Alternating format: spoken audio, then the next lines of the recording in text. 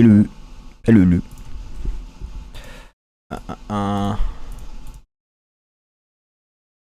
Sorry for being not late. I had to test some things. And now I just actually have to do things here.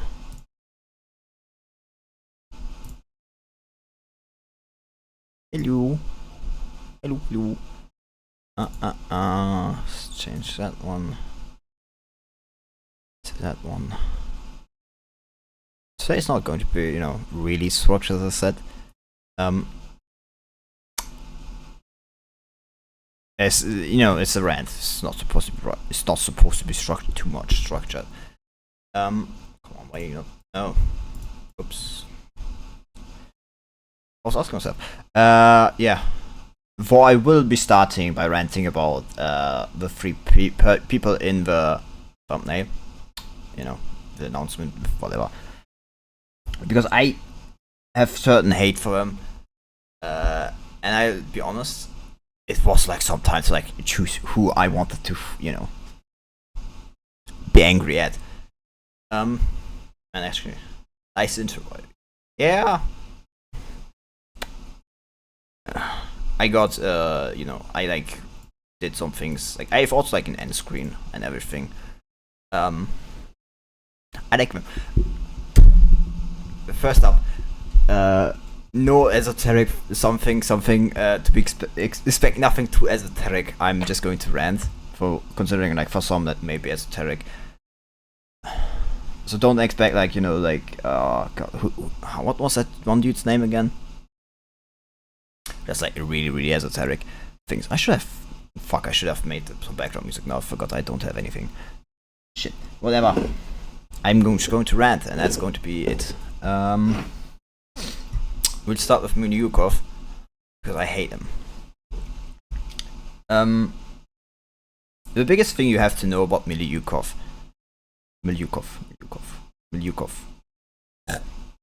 No, I've not been drinking. Maybe. Milyukov, how do I say this? He has a very, very famous speech, I want to say, during World War One, where he, in essence, I think actually I should be here. Let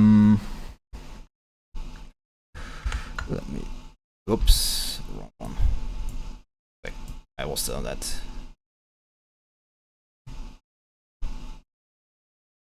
Should be fine.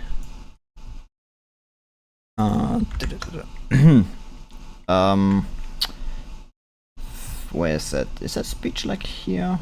It should be. Yeah, so stupidity or treason speech. Oh. It's like it's the speech in which he essentially goes and says to the Russian government, yeah, you like betraying the Russian people and everything. Like they are. It's in essence like he doesn't do that. It's like directly. But he goes and says, so, oh, you're actually like, by stupidity or treason. Where's that speech actually?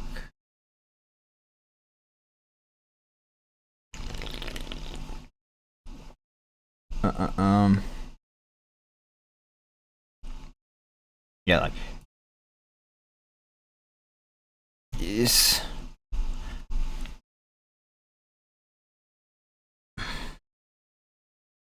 It's just actually like, yeah, here is the stupidity or the treason. Listeners aren't stupidity, treason. Just only has the consequences of the same. It's just like fantastic. And I may point out this is during the war. This is like during a very, very sensitive point of time. And he just goes and says, yeah.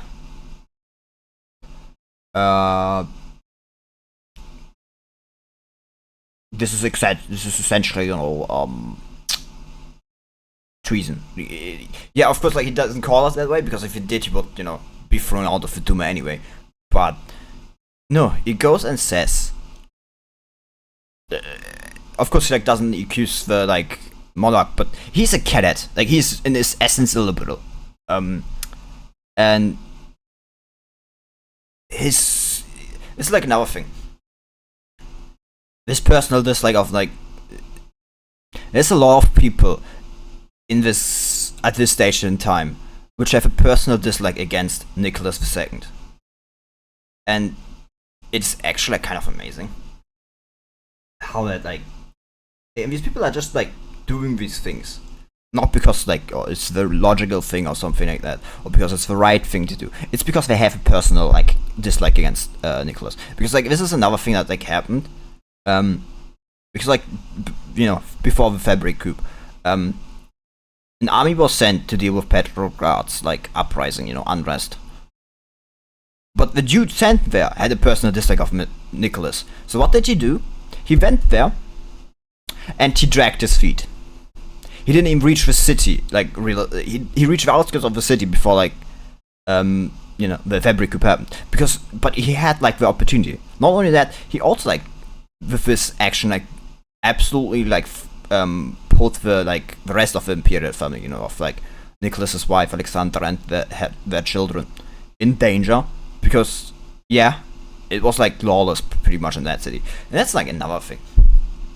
During like the uprisings, the liberals in charge of like the security of Petrograd essentially let it happen. Like, you have to think about like the like the sum of retribution, or whatever like it's called, and like, what the US called it, where you had all these, like, after George Floyd, all these uprisings, and like, where the police just let it happen. And that is essentially what happened in Petrograd. The uprisings and terrorists were allowed to get that far because like the people in charge of that absolutely just did not want to do what they were supposed to do. Because like, they wanted this uprising, they wanted this unrest, so they could force Nicholas into a situation where they could like force him, like all the people around him, and like make them like forced to abdicate. Because like, at this point, like, people were still like suspicious of the monarchy and everything, like, still, because like the lips. That's another thing I have to like point out. Russian Empire was not a mass political state, and because of that, the press was allowed to get away with a fucking lot. Like, they were allowed to be anti-monarchy, essentially, as long as they, quoted it in flowery words. And people people knew this, but like, who cares? They were not directly attacking the monarchy, so like, it was okay.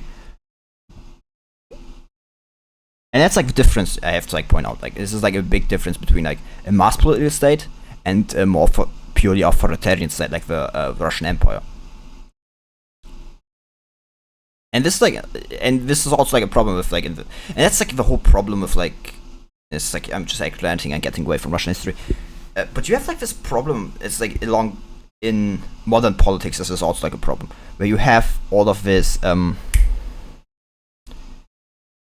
You have like one side which doesn't really want mass politics. Like, then you have like, it's not that clear. Like, you have one side that like the right doesn't want mass politics. Like, there are a lot of people on the right that want mass politics. That's just like a matter of fact. But that's also like something that's like not really kept in mind. Like, in modern politics, we are a mass political society. There's a lot of things. Personally, I want to get rid of it, but that's just me.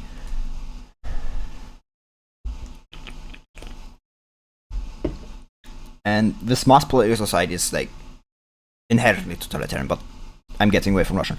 And he was liberal. He essentially accused the government of and I may point out, this speech was used by anti-government people like later on. Like, they printed flyers for this shit of the speech and spread it everywhere, and absolutely like fucked with like the stability of the whole country during the war. Like, this was the first year, like, it's essential. It's, and the only reason he got away with this is because like, he did not directly like say anything. Like, it was still a speech. Like, he did not directly say these people are betraying us. Like he did not go and say like, the monarch is betraying us. Like, if he could have at least went and said to like some certain people they betrayed us, like, that would have gotten through. But like as long as like he stayed away like from monarch, everything was okay. And instead of like being thankful for that he didn't end up in prison where he should have been, he's a little bitch. And like after like all the thing like with Bolshevik sadness, the Civil War happens and everything, do you know what he goes and says like when he regrets his decision? Yeah, but like this is what we didn't have in mind. And you fucked up. This is your child. This is what you've brought forth. Like, he tries to distance himself from that. Like ultimately, despite the fact the liberals were one of the massive, like everybody in Russian society was a massive advocate for the war, and then he uses the war to advocate for his liberal agenda, to like bring it forth, to bring down the monarchy and everything. And then he complains that it didn't pan out the way he did, and that the Bolshevik, it's your own fucking fault. You made the bet. You made the shit. You brought this forth, and like, and then he was like supposed to say, I'm sorry. I didn't want this to happen. Yeah, and you're still ultimately responsible for this, my man. You and your whole like block there, like, ultimately responsible for all of this. It's just amazing. And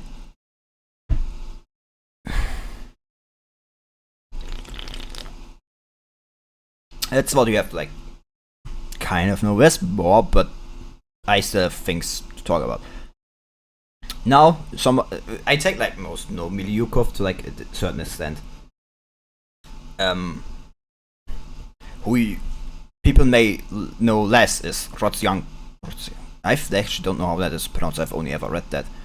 Rodzyanko, actually. Rodzyanko. Okay. This man is also a is also someone I really hate very, very much. And this is like a trend you will see in a lot of the politics. A lot of the people have a personal dislike of Nicholas and have their like own idea of like wanting to essentially be at power. Like that's what they essentially want. And he's one of them.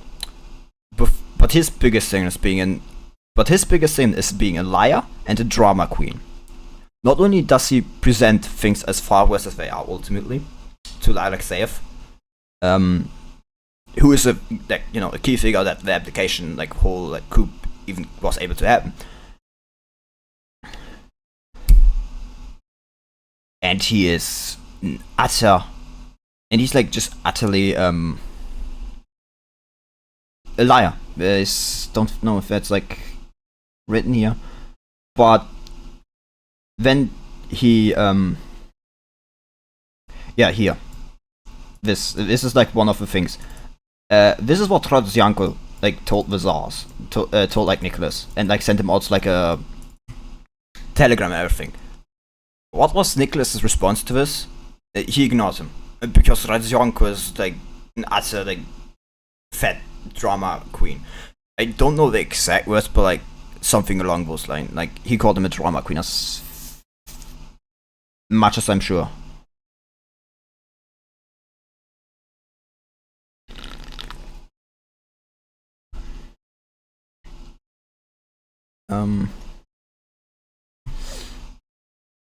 And like this is like something I want to point out, but like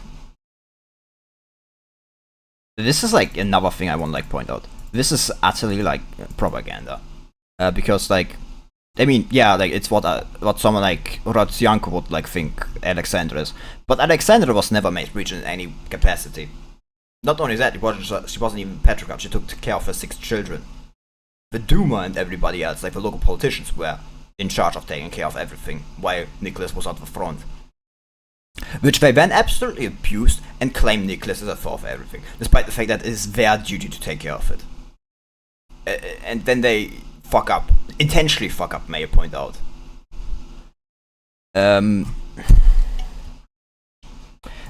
Alexandra did not interfere with state affairs. Because Nicholas did not hold a high opinion of her, oops. Did it crash? Internet's gone there for a moment. What's going on? Ooh. What's going on here?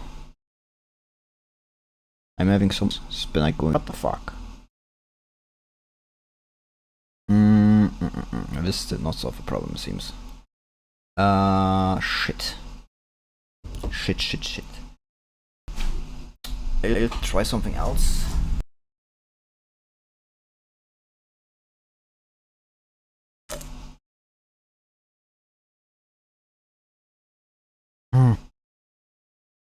This shit. Oh, is it back? Am I back? No. Fuck. Oh, come on. Oh.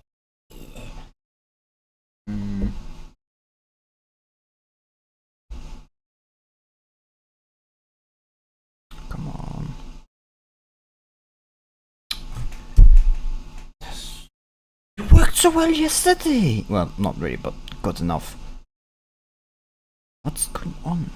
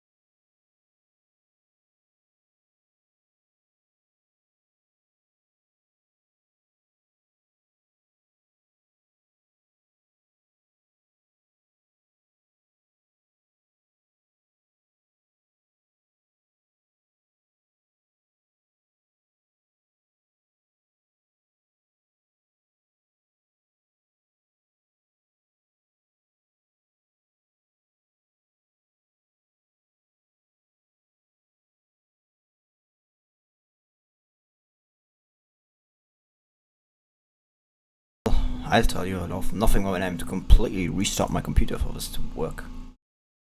But it should be back. I fixed it.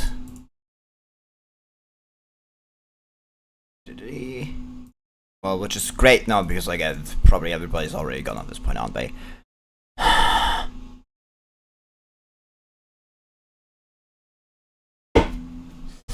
Anyway, back to Rodzianko and this fucking fat ass. What's the the problem with him? As I already said, he is for one an absolute like drama queen. Like anything the man says should be ignored. To put it lightly. Anything Rozyanko says or does should be either taken with a grain of salt or completely ignored. But I already said that, didn't I?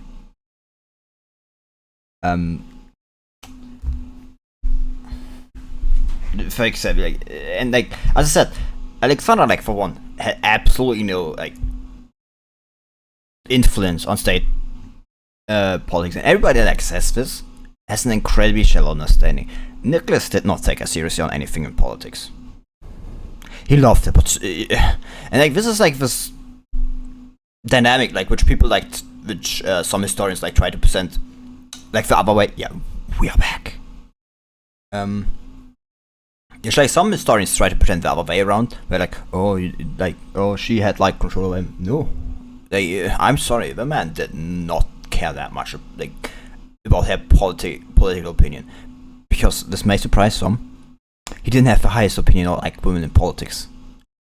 This may, you know, just something he had. And yeah, here. This is the telegram he wrote. This is like one. Before people, it is necessary to nominate with a person possessing confidence of people who would form a new government. To wait is impossible. Saying Nicholas refused to reply. And like just, you know, for Duma. Yeah. Not very fat body shots, Janko, that's what he said. Yeah. And what he did, he also called him like a drama queen or something like that, and just said to like, saying Nicholas refused to reply is kind of underplaying it. He went and said, yeah, I don't care what that fat belly like drama queen says or something like that. And it was about like words, and I think was that the one? I think that may be the one. No, that's the other one. Yeah, and yeah, Rozyanko assured, yeah, that the Duma leaders of the Soviet Front will form a new government in Petrograd. Rozyanko discussed the situation and yeah. This is like all of fear. This is what I want to like point out. This is the utter lie.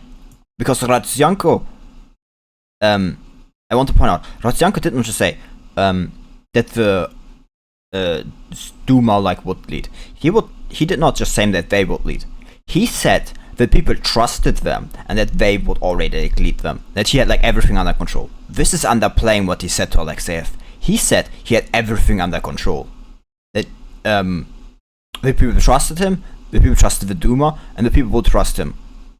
That was an utter lie at this point. Like, he had just, I think, was the Praetor or somewhere around that time, been pushed away by the Soviet. Great notification, Java. Fuck you. Yeah.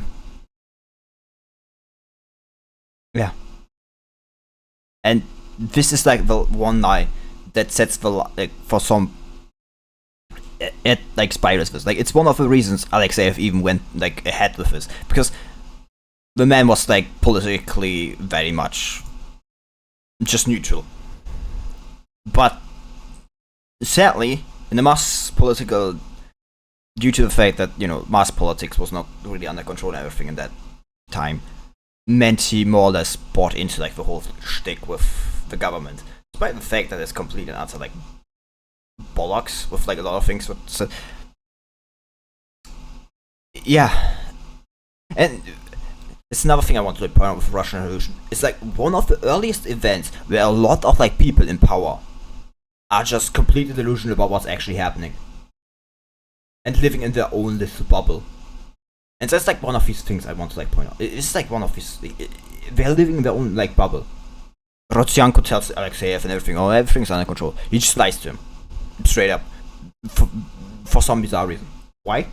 Probably because you know, don't know. He just lies. And this ultimately leads to the coup, and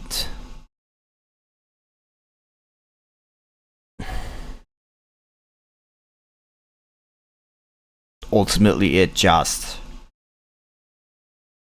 leads to a civil war. Especially because, like, and I want to, like, also point out something out. In the talks of the application, the ultimate and biggest concern of Nicholas was ultimately still the crown would still go to, like, a Romanov. The crown and the monarchy would continue. Which the liberals immediately, like, went back on. Another thing I want to, like, point out, Black Hundreds.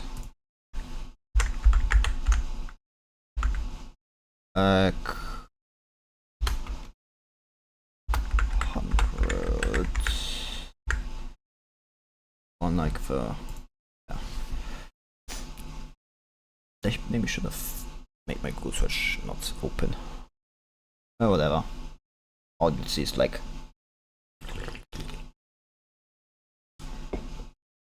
the Black Hundreds. And despite the fact that, you know, like, they are part of where's this? Black Hundreds. Despite the fact that, like, you know, the liberals try to go and say, oh, we're going to be, you know, allow every, like, thing. And not only like this, but, like, also the,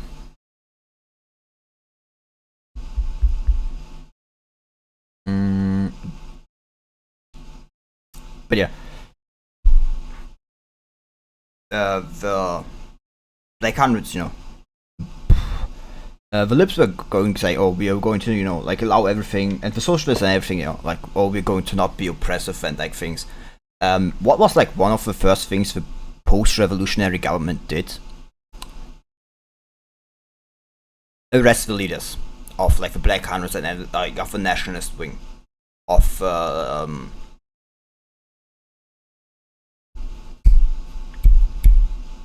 of the, like, no, of, like, the empire. Everybody that was, like, nationalistic, you know, pre-nationalistic, you know, was nationalistic, just overall, or like overall in supporters of the monarchy or something like that, even, like, right-leaning.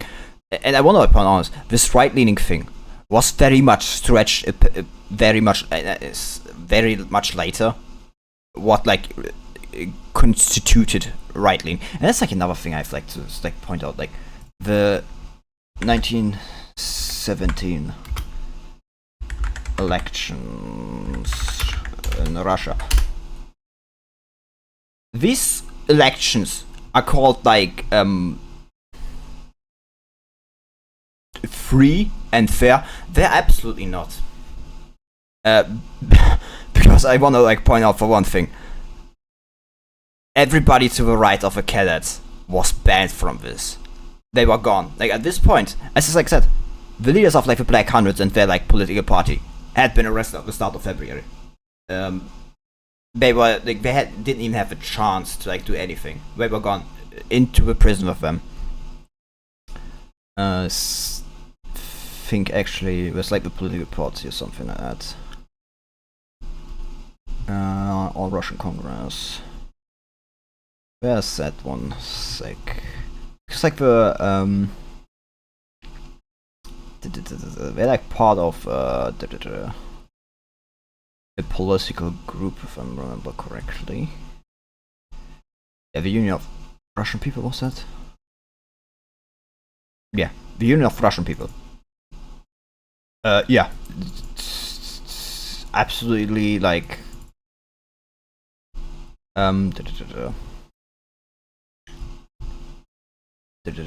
yeah, soon after the February Revolution, the UPA was suspended, and, like, yeah, just, like, immediately, like, soon after the February Revolution, they were, like, immediately, like, arrested and gone. Like, if this is a, yeah, it's citation needed.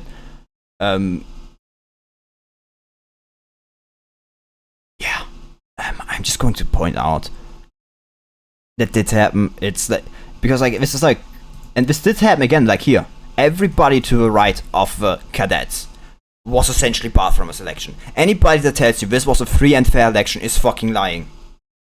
Nobody. The rightists were gone at this point. They had been destroyed by the post-revolutionary government. The Libs, and then like later on the Soviets, like they all just like pushed them. And I want to point out, the cadets did not escape this fate. The cadets themselves were actually pushed out of like some places and like barred and thrown away. The cadets, and then they were thrown away. Like they could not actually like stand in like the election and everything, like in some parts. It's like anybody that tells you this was a free, fair election in any way, shape, or possible is lying. Because nobody on the right was allowed to partake. And the cadets... this is not representative. Anybody that tries to tell you this is representative is a fucking liar. Because this is a constant... they're generally recognized to be first free elections in Russian history. It's an absolute lie. Do you know why this sentence exists? Why this is constantly repeated? Why this is like something that gets constantly repeated?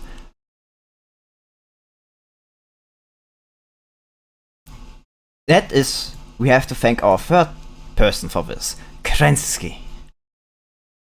The absolute fucking...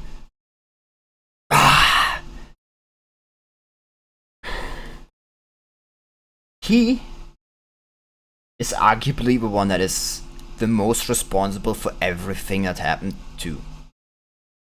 Yeah, Rodzianko and the rest, ultimately, they're as responsible because like Kerensky is only like, Kerensky is not that much different from him. Except the fact that, instead of like being a lip, he's a social revolutionary. Left SR, I want to point out. There's right and left SRs, but he's left SR, I'm pretty sure. Yeah, Social Democratic Trudovic. The right SRs were like a completely different faction. I don't want to really talk about them at this point. This man, I think, is famous because the second minister chairman after the Judy, he was the second minister chairman, and he is absolutely ultimately responsible. Yeah, we can like talk about like everything else, like how well influenced everything else to come to this point. Yeah, this is just straight up a lie. This government cracked down on anti-war sentiment dissent in 1917. No. They did not. They did the exact opposite. Every rightist and everybody who like even tried to make a pro-Russian pro-Russian stance or like pro-war stance or anything like not pro-war. He was pro-war, but like or like any way which this could be. And this is like what I want to point out. This is a mass political government at this point.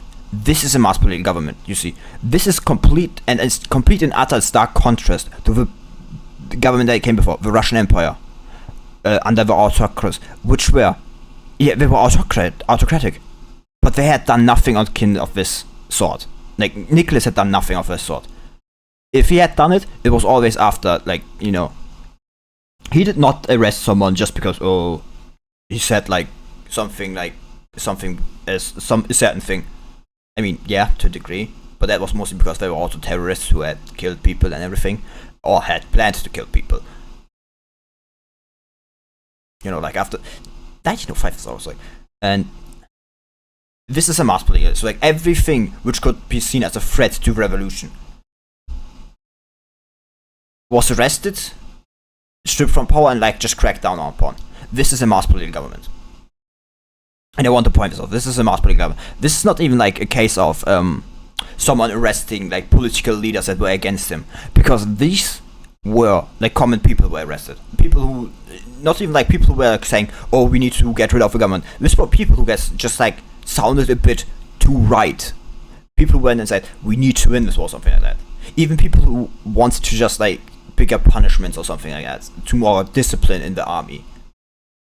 And again, it's not high-ranking people that were arrested. It was the lower like ranks, because like Kornilov, for example, like and his like they more or less went because like they're the high-ranking.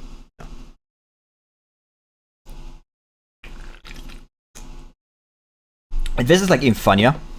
Uh, because the reason he ultimately fell is because he did exactly not that. Because like the Kornilov affair, like, you know, everything. Some people even claim it was you know, specifically engineered. But that's not. But that's not what I like wanted to point out. The one thing I want to point out, which is the most important, and which is why this thing gets repeated in Western historiography of this, is his post-Civil War thing. Is like post-Civil War. Yeah, fled to Pskov. Yeah, just like yeah, and the white movement, just like thing, but like Kerensky fled the country being dressed as a woman. And I want to like point out this is a stark contrast to someone else, to someone far more nobler, who was so much into being Russian, that he was like willing to die wearing his Russian officer's uniform.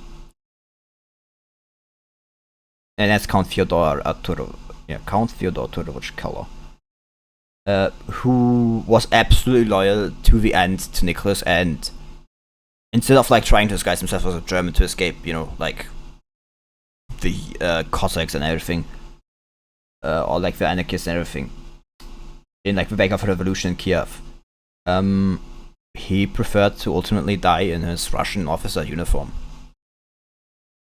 Kerensky fled the country dressed as a woman, by the way. I don't think I said. Yeah. Yeah, the woman's death battalion. May I point out, like, he armed the Bolsheviks to defeat, like, Kerensky, like, Kornilov's coup.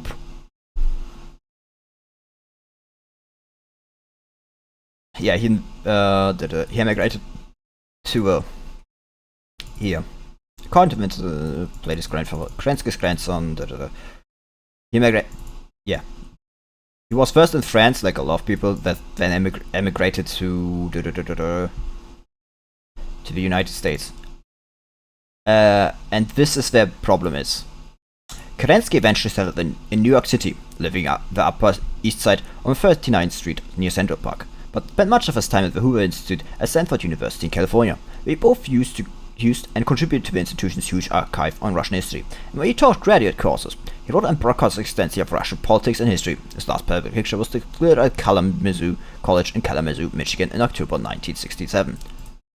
Why is this in any way important?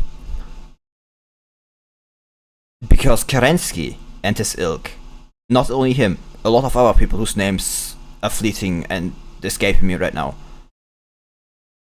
are responsible for Western's view on the Russian Revolution and all the politics surrounding it, all the events surrounding it. Because the Bolsheviks had the archives closed, so there were only like two real things that people could rely themselves on to make a statement. Pre-revolution articles or anything like that, which were sparse, which were lost during the Civil War a lot, because they were not like, you know, printed and outside of the country were rarely, you know, found. And personal opinion and, you know, personal experiences, which were harder to get by because, you know, despite what you may think, a lot of things did not get translated. There's still a lot of things to actually understand, like the politics and the Russian. To understand the politics necessarily, you only really need Russian and some other, like maybe a few other languages, like English or German, maybe French, but no, it's also arguable. Because for example, Nicholas like preferred not speaking French, which was in part because Alexander was not very good at speaking French, if I remember correctly. Yeah. Of course, she was German, and the Germans didn't like the French. I mean, which is fair to be fair, because, like, you know, she didn't speak that very well. which is why, like, the family sometimes like spoke in German or English, because that's the language all of them could like speak. But yeah. So what you like, you had this personal experiences, and you had people who the articles before the war, or like documents. Sergei Sergeyevich Oldenburg, for example, had some documents when he was in France, and which he then used to make his The Last Tsar book, which you should definitely buy. Which is good, like Tsar Press on Twitter. Do they still sell it actually? I think they should. If actually that count's still around. God, I don't know. Buy that book. Because it's pretty fucking good. If you like want a real... This is not a sponsored stream, I'm not getting sponsors for it. I have the book myself. And... I mean, yeah, I have like a physical copy, but I also like read the PDF beforehand. Because it was easier to get my hands on that. But yeah, you had pre-war documents, which were few and sparse, because like Civil War, a few people kept the things on them. Sergei Sergeyevich Oldenburg being lucky because he was in Paris, like in France at the time when that happened, and he kept his documents on him. While the Bolsheviks, closed the archives and everything that else get like lost during the Civil War. Also, like newspaper articles were not exactly common around outside Russia for that one. I like personal experience. I like personal, and like the thing is, unlike a lot of like the more right people who like were in the army and like were whites and like anything, who were more like in Eastern Europe. Sergei Sergeyevich also being like one of the exceptions because he wasn't in Eastern Europe. Who likes the big prominent ones settled in Eastern Europe and like prefer to keep speaking Russian and everything. I would say like some didn't like go to Americas. Actually, they did go to Americas. That's a funny story. There's during World War I and World War II, there's like a lot of and instead of like Germans, you find a lot of Russian like Cossacks and the like that actually are there and are like there in the military, helping out the military, whoever like is there. Just a funny thing. If you want to like search for that one. Was that? Well, yeah, it was post World War I, which is like funny, Civil War and everything. It's funny to think South America. But yeah, back to the topic at the end. So what you end up with like is like Kerensky, and like the liberals, the socialists, the revolutionaries, because like they had to be outside of the country before 1905, mostly, and like had to do all their like shady shit out there in like France and so on. So you had and they had like all these connections to like liberals, high ranking, and like university and everything, which is like what made it easy like for them to like then reach high ranking go teaching position or like go to university or something like that, because they had these connections in the Western world, because the Western world was liberal. The rightists did not have these connections like in the Western world, because like who the fuck was there's not really like a big one, maybe except Germany, but kind of bad because they were at war. So you end up with this situation where Kerensky, his revolutionary comrades, everything, his libs, more or less dictate what exactly like exists in Western historiography on what Western history writing on the Late Russian Empire, because they more or less dictated from their perspective, of course, where the monarch is at fault and everything. And I hate that. And that is absolutely their fault. It is... And this is why we get like all this like propaganda and everything. Because they were closer to the right, to the left, I think. I mean, not to the left. These were like the leftists, as I said. Everyone to the right of the cadets like was practically gone before like was practically gone after the revolution. They were like arrested or anything like that. Also, like another point, like have to like see with mass political society. The lips were allowed to, be. Shouldn't have been. Like, the only reason, like, someone was not allowed to be in the country or, like, something like that was because he was, like, a member of, like, some secret lodge, like, some secret organization. That was, like, a reason to be fled out of the country.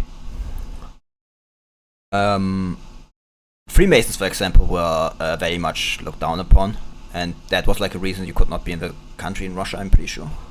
Only, like, 1905 changed that, because a lot of these people were Freemasons. The continental version, not, like, the Anglo-Saxon version, which was different. Which is, like, something you do have to point out. The continental... Whoops, what did I press there? That's not important. The continental, like, Freemasons are, like, something different from, like, the American English Freemasons. So yeah, like, it was the continental Masons, it was not, like, the English Masons. That would have been at least somewhat far more acceptable, but no, it was the French ones. Talking about France was like a shitty ally, honestly. Because like people go and say, oh, look how bad Russia was in World War One. The French were atrocious. Like, I want to point out, the French reserve of artillery shells for World War One was about 1 million. Yeah, for the whole war. That was what I expected, like, to spend in, like, any war against Germany. 1 million shells. And they fucked this up massively. It's a wonder they didn't get worse. The only reason the French didn't do worse is because Paris was very much close to the front line, so, made logistics far easier. And then they demand the Russians, like, do something to, like, pull some German troops from the front. Fucking grandiose. Even better, after all the sacrifice, what do the French do? They celebrate, like, the fucking abdication. Celebrate, oh, finally, and not in the, and I mean, celebrate it. Like, not in a way, oh, this is like news. They get and say, finally Russia is free, finally Russia can be democratic, and the like. They celebrate it. Like, Nicholas, like, the only reason France came out of, like, diplomatic isolation is because Russia needed a new ally, because, like, the Germans were not, like, really supporting, because, like, Alexander III felt like the Germans weren't really supporting them, like, diplomatically, of course, I mean. Because you can, like, see, what's the Congress of Berlin? Yeah, like, sorry, actually. Because, like, you have the Berlin Congress, and you have, like, the Congress of, like, we have the Berlin Congress and the Congress of Berlin, or something like that. One is for, like, Africa, and the other one is, like, fate of the Ottomans.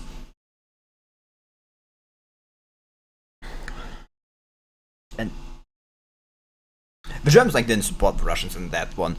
Really, and like, Alexander III wasn't very fond of that. He was very pissed at that, actually. So much so that then he made, like, that secret alliance thing pact with the French. Specifically, the stipulation was diplomatic support between the two countries. Like, Russia would diplomatic support France, and France would diplomatic support Russia. And that's about how it went.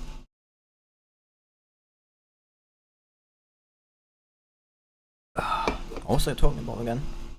That's a good question.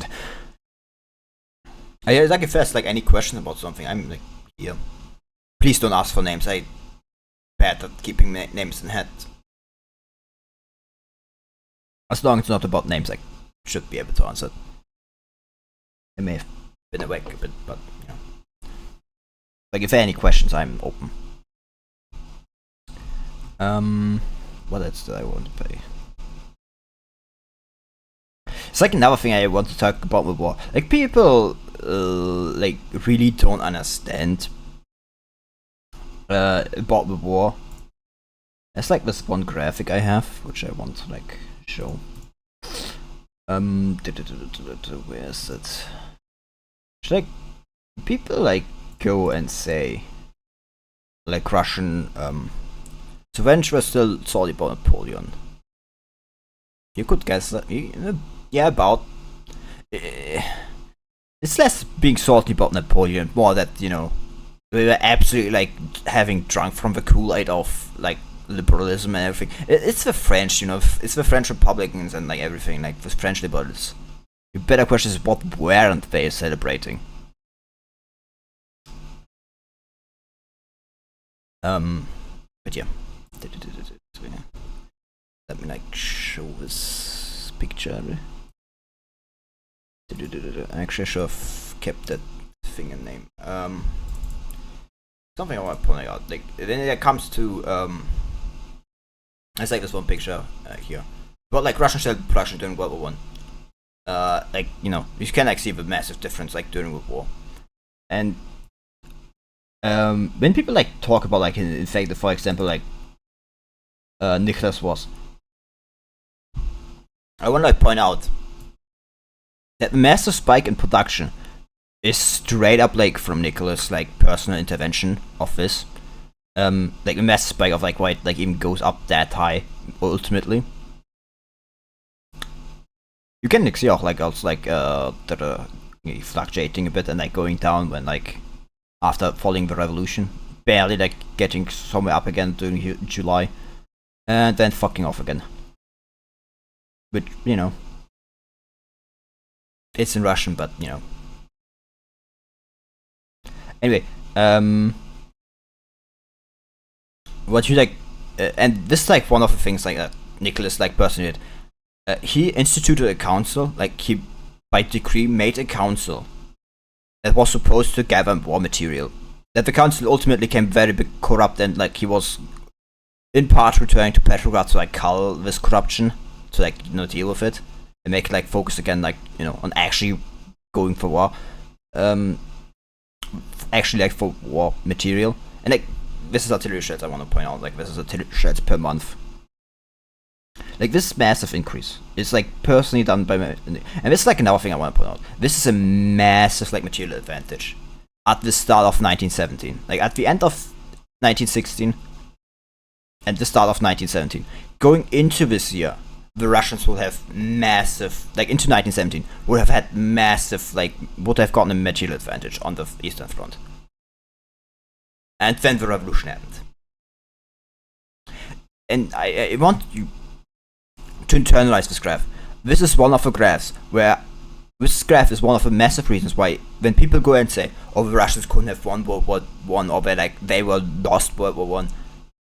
This graph is one of the reasons that is the most stupidest talking point there is. Because the Russians would have gone into 1917 with a massive advantage. With a massive material advantage, if not for like, the revolution and everything.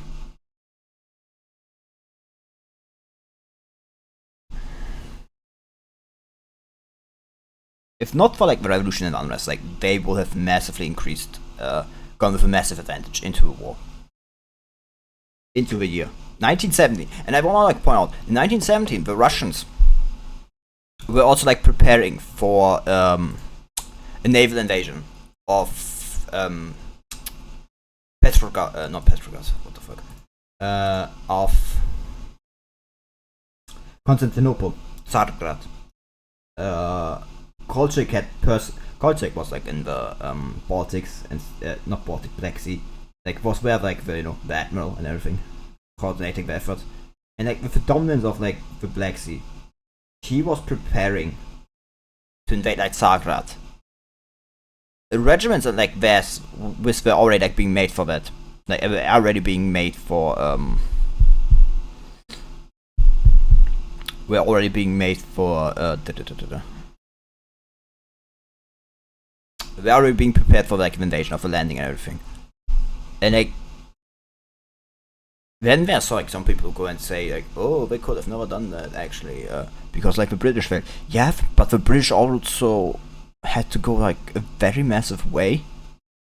Like the Russians just had to jump a bit. They could like not only like support that landing far easier, they could bring in reinforcements far easier. Which is it's quite the difference. Also, like the Russians massively dominated the Black Sea, so like they could do everything with like the coasts.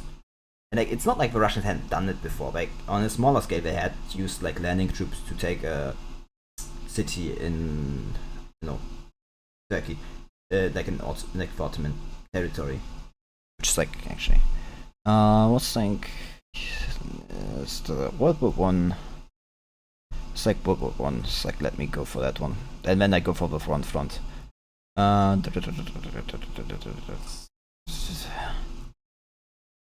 Look, come on, like my man. Yeah, World War One.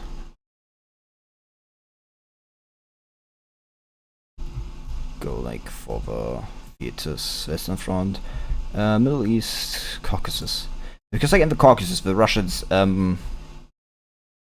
used landings. I don't know which battle it was again. Where is it? Not the Bergman offensive. Like one of these. It's like first Trebizond campaign. Was Caesar's access to the Russian naval and land operations to Trebizond. This like in one of these the Russians used actually I think it's one of the later ones. The Russians just a second. No. It's like later on, this is like after the war.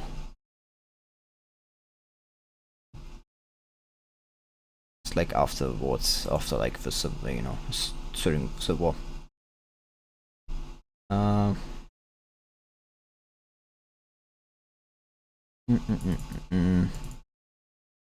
In one of these battles, the Russians did it like landed behind the city, like with landing operation.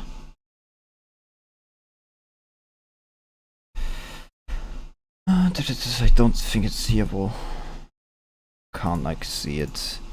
Like one of these, like the Russians, like landed behind the city, took it, like cut off the whole thing and then took it.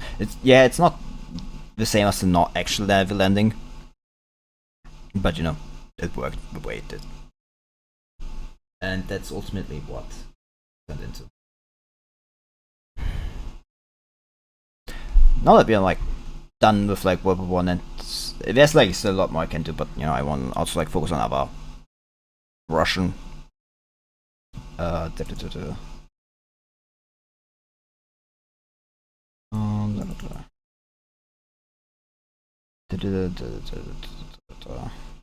it's not it.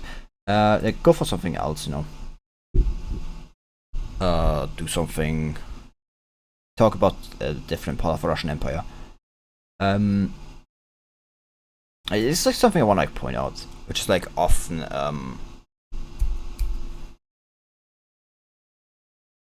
like a talking point made is but like Kiev was a Russian city, or like that like Kiev is like a Russian city, for example. And that like, but like only like Kiev is in Ukraine today. Like it's not the Russian. And like I want to point like out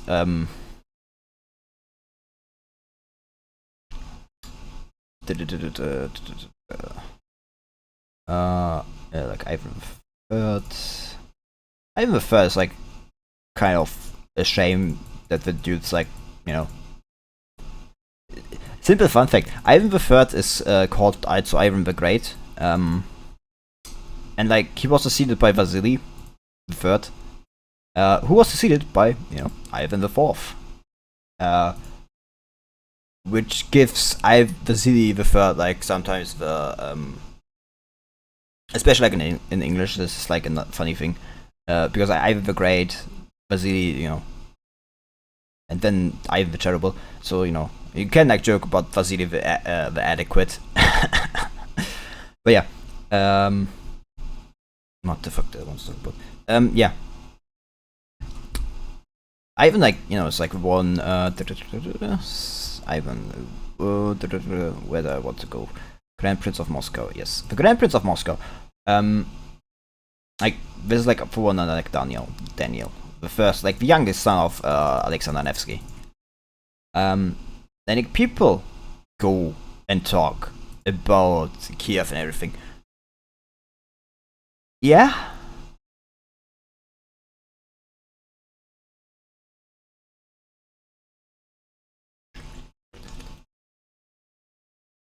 Kiev was an important city, but like the thing just like straight up was not that important later on. Yeah, because here, Andrei Bogolyubsky. My tongue. I should really not drink these things, they always hurt my tongue.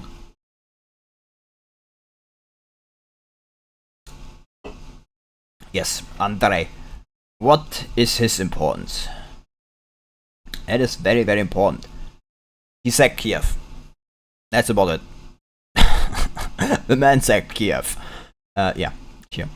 In 1169. Long before the Mongols, may I point out. The Mongols were not the first to sack Kiev. That was Andrei. But why did he do that, of course? The reason was simple. He did not want to move to Kiev. That was about it. He wanted Vladimir. Yeah, that's like here. And made efforts to elevate Vladimir under Kliasma as the new capital of the Kievan Rus. Of the Rus.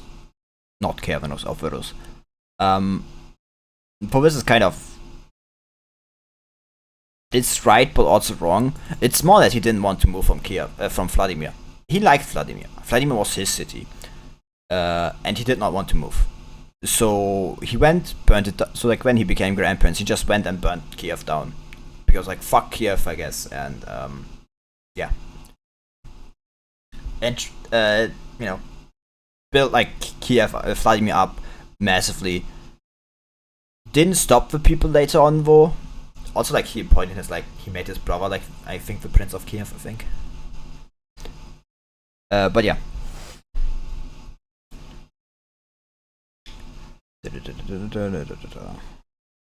Yep. Transfer the capital to Vladimir. Transfer the capital to Vladimir is kind of like a wrong term. Because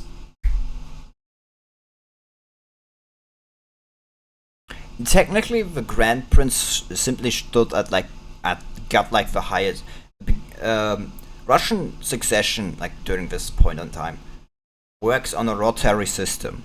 What happens is when the Grand Prince of Kiev dies, what happens instead of his sons taking over and becoming the, you know, this, is that the next in line, like you had like a ranking of the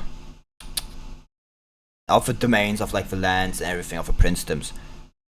And like the one that like was at the highest was Kiev, of course. And like then you had ones below it, Vladimir and the like. And you know, the next in line got to be like the next prestigious one got to be the Grand Prince when someone died, which had obvious problems. Because for one, if you were not the Grand Prince, then you died. Your sons would be excluded from the succession system in itself completely. This, of course, was not always the case. Yeah. And some sons just went and said, yeah, I'm joining the succession whether you want or not, and then just took a princedom for themselves. Because fuck them, fuck the other ones, I guess. It became, yeah. And just enter the succession by them. Which, you know. The other problem was, of course, that people didn't really like build.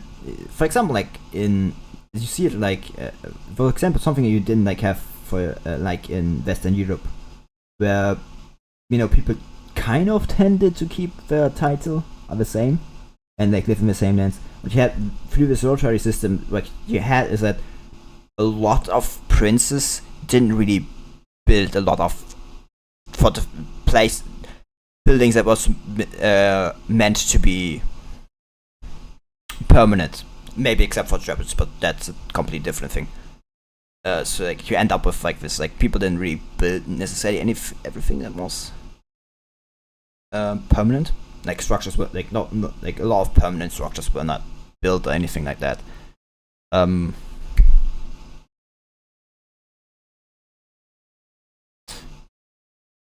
which made a problem quite a bit one. Which kind of led to some underdevelopment in lands. Like there's of course some extensions, like for example like Andrei, who went and said, yeah, no, I'm staying in Kiev, and made like then Kiev built that up. Which is like an important thing I want to also point out. The reason Moscow like later became an important city is because it solved the problem of like this succession crisis, like this succession problem, because this accompanied the Rus like for long, like even beyond the Mongol thing, even like beyond the Mongol invasion, it plagued them, and Moscow just simply Moscow, like Daniel of Moscow and like his sons and everything, they solved the problem by simply having an like this is like similar to what happened in Western Europe. It's different reason for it and like different solution. But what simply happened is it stayed in the family, like instead of like having the whole like thing like prince, like you end up with all these appanages and everything, with like every death of someone and succession dispute, or who's going to be this prince now, like because like the father died, but like not grand prince and everything, and like the succession system was like problematic.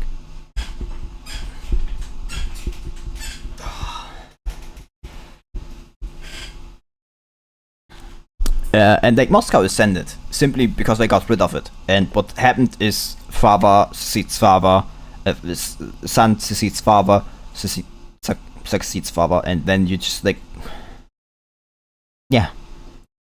have like son's father, son followed by father, father followed by son, which solved the problem. Is simply like the Russian domain did not get split too much. There were not many appanages. This did turn out to be a problem later on, though.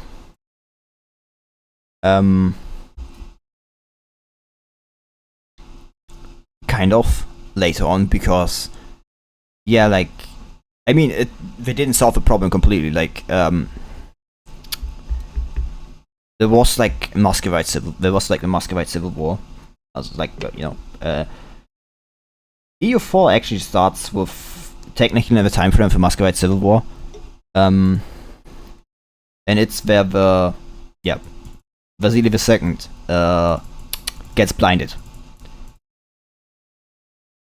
Like he was like Vasily.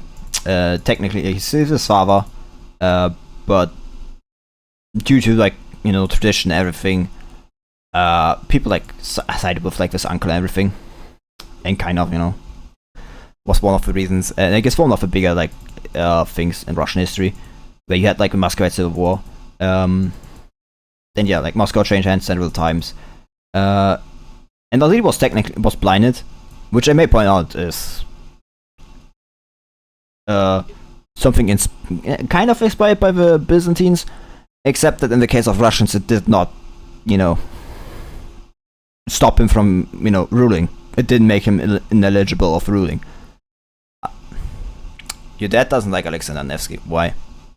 Why does your dad not like Alexander Nevsky? That sounds like a specific dislike. But yeah. But Vasily, like, he was blinded. Did not exclude him like from ruling though, because they were not the Greeks. And he ultimately won. And like he ruled with his son Ivan the Great at the side. Because he was blind, he was blind. It kind of doesn't make well for ruling. Yeah, Ivan the Great. He is also commonly known as Ivan the Great. He's like one of the big ones. It kind of like gets lost because like his grandson is Ivan the Terrible. Kind of that gets lost in the discussion. And he's like the one that like technically ended the like Tatar yoke by the grandstand of the Ugra River.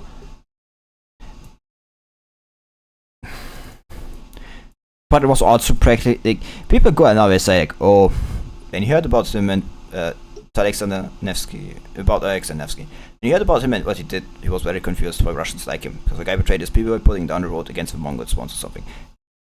Yeah. Counterpoint.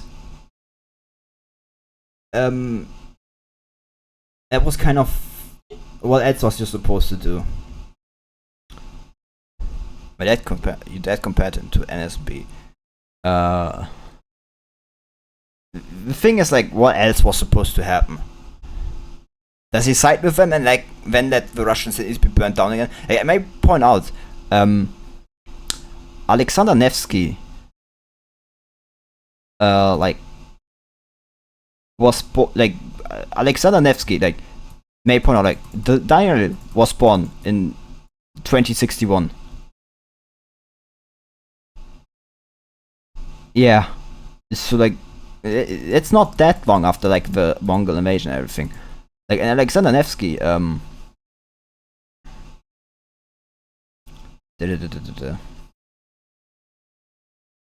like Alexander Nevsky, Prince of Novgorod. Like, the Mongol invasion wasn't that long when he like lived. May I point out? Like, the Mongol invasion was like not even like 100 years old at this point. The like Russian lands had been devastated at this point. Of course, he would put down a Mongol revolt because it was fucking retarded. Do you know who tried to keep away from the Mongols? The Prince of Kiev. Do you know how that ended? They got taken over by the Lithuanians. They got conquered by everybody else around them. So yeah, like, what exactly was he supposed to do? Like, I don't really like see the problem like with it. Like, because like ultimately like he defeated like Western incursion, you know, into Russian lands. You know, what was seen as Western incursion through the Knights of the Livonian Teutonic Order.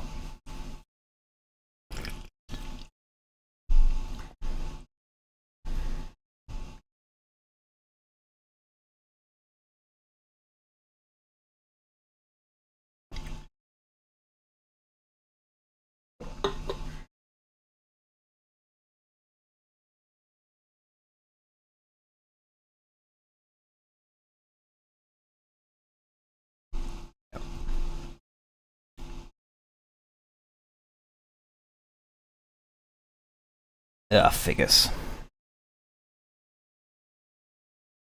Yeah. I don't have a problem with figures necessarily, but like, the Mongol invasion wasn't that long. I don't really know, like, well, it's like, there were a lot of revolts, like, I really don't see the problem, because ultimately, Alexander Nevsky is also like the father of Daniel of Moscow, and Daniel of Moscow is, I think, like grandfather. No, like great grandfather of like Dmitry Donskoy. Like, yeah, like Dmitry Donskoy is like not even like, it's like only 100 years between Dmitry Donskoy and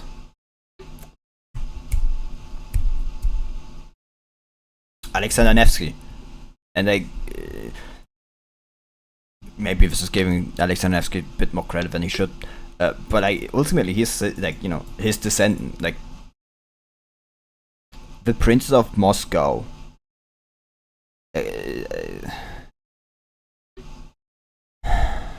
Nevsky's, you know, ultimately like one of the project, you know, technically not the whatever. He's ultimately responsible for, you know, Prince of Moscow taking over and having like the power they have and defeat the Golden Horde on battle, and like unite all the principalities in that endeavor. Not necessarily all, there were like some who, you know, side with the Mongols against him.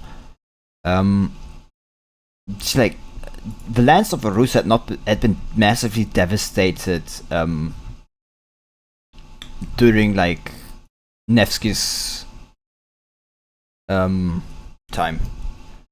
Not sure what the dad thinks of our Russian royals, but he's neutral on Nicholas II. He basically said after hearing someone claim that Tsar had killed millions.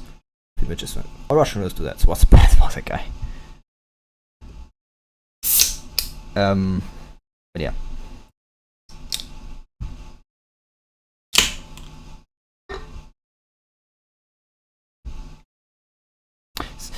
This is like what I don't like. Grand Prince of Moscow. It's not Grand Prince of Moscow. It's a Grand Prince of Vladimir. I mean, technically it's also Grand Prince of Moscow because it's just called the Grand Prince, but, you know.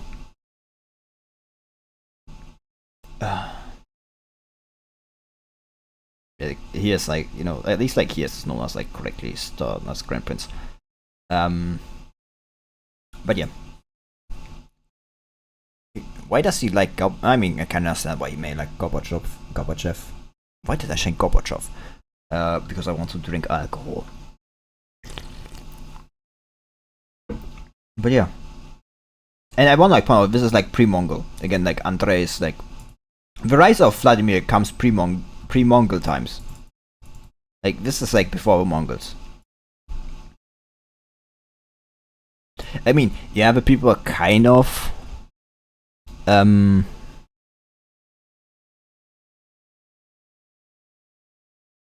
actually not really. Like, Kiev kind of held its title.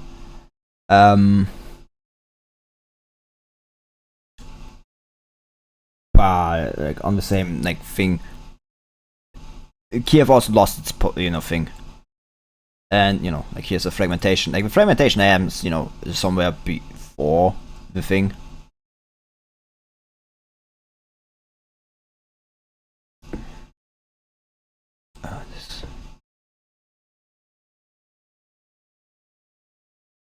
Like Vladimir like became the practical capital of like you know, later on.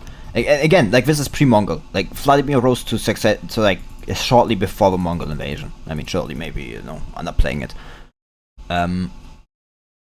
Prominence, and Vladimir's just all. I mean, Gorbachev got kind of overthrown. If you're being like completely technical, like, I mean, if you're being technical, he did get overthrown.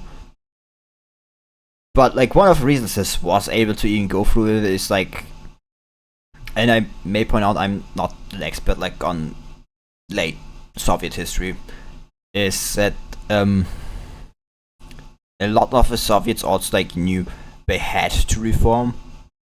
It's just that they all were also kind of incapable of ruling, which was kind of a remnant of like everything that the Soviet machine had like been creating. Which all were kind of incapable, you know, in ruling. And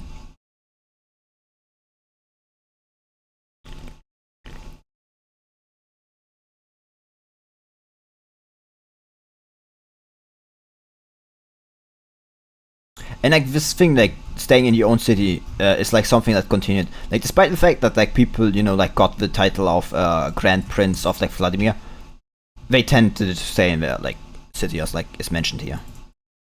Yeah, they chose to remain their own cities and live together. It's like this is like the great difference, like here. Like the Prince of Moscow tended to stay in Moscow instead of like moving to Vladimir, and making, you know, their capital bigger.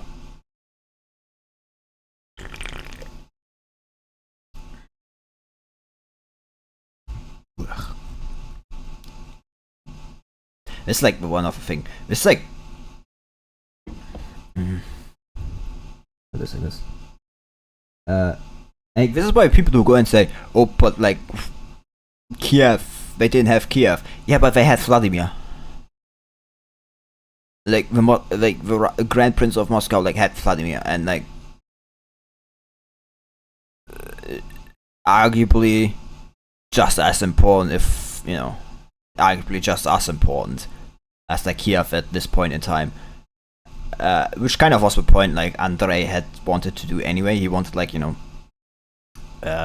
he wanted Vladimir to be so much like, you know, like a second Kiev, that he actually straight up stole things from Kiev. I think like and like the sack of Kiev.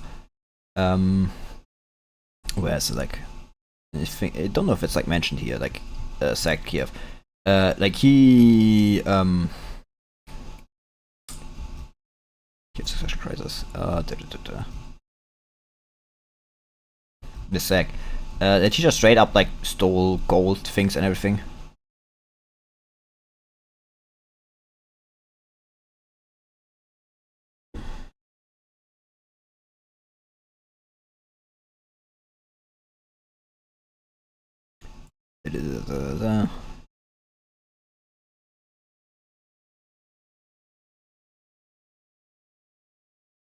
Where's it?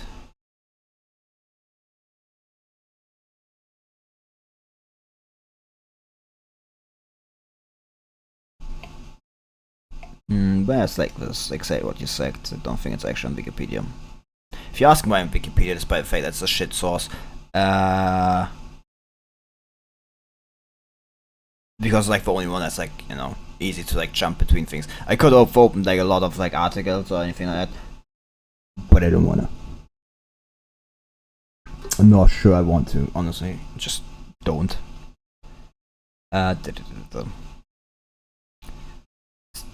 Yes, I don't think it's like mentioned here, but like he built like Kiev very much like Vladimir very much like Kiev, and like copied a lot of things. The Golden Gate of Kiev, for example, I think he copied for Vladimir. Yeah, I think he copied, and like made his own one in Vladimir. And again, like this is pre-Mongol invasion. Like you can't in any goodwill go and say this is like something like this is like the Russians or something like that. This is he is a Rurik kid. He is descendant of Rurik. Not only like a freak, he is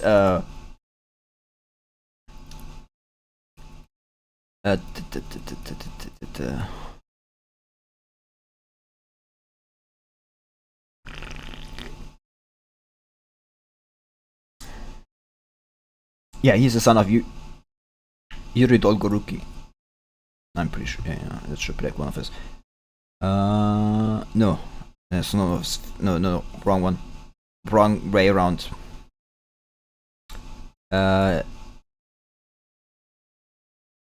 Yuri the First.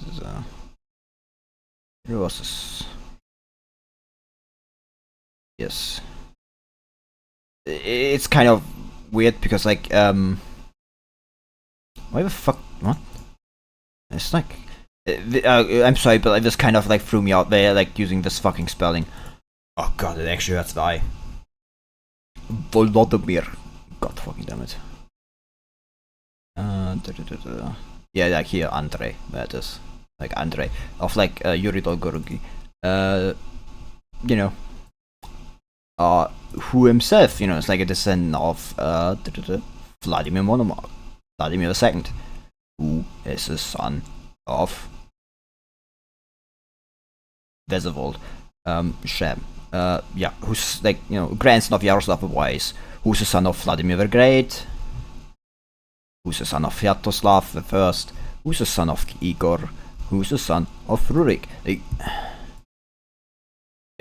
not that it matters to these people anyway, but Andrei is not like some random dude. Like he is the director, like he's the son of Rurik, and he made Kiev a big capital. That was like his whole thing, and what made like Kiev was like degrading before it, but like the sack of Kiev like marked its definitive end. Yeah. And also, like, ultimately, like, what's also like was ultimately responsible for splintering the Kievan Rus, like the Rus, because the Rus, like at that point, it's whack that people like try to just discuss. I'm surprised like Wikipedia like still has this here because like this is still like written there. Ruskaya Simnaya. Yeah. Which is like just straight up like written here, like it's just like written there. And we still have people discussing like, oh, Russia is not Rus. Yeah, like it's like here. See.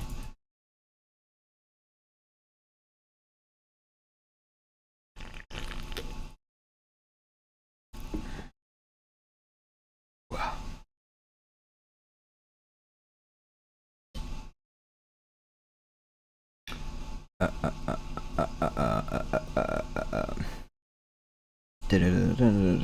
Like, that's like something like also like what you. It's like someone on Twitter was like talking, but like Ruthenia came later. Like in Latin, it was like first called Russia, you know, and like later on like Ruthenia. Like that's something I want to point out. Like Ruthenia is like later. So you know, it's also like something I have to like point out. It was first Russia and Latin. Ruthenia came later. It's like something like you know.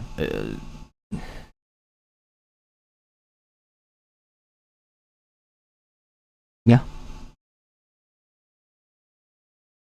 I also want to like point out, nobody technically knows where the name Rus comes from. Nobody has an idea. Technically, there's like Varangian, you know, like the Viking claim thing.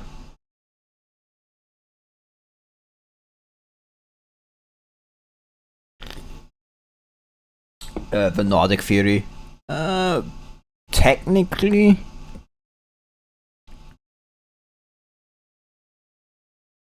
You know, but practically nobody knows where the term comes from. With like a lot of these things, you just guess. Just like nobody wrote down where the name came from. Technically, you know. Yeah, again, I want to point out the Russian term Kievskaya Rus was coined in the 19th century in Russian historiography. The referred to a period when the center was in Kiev.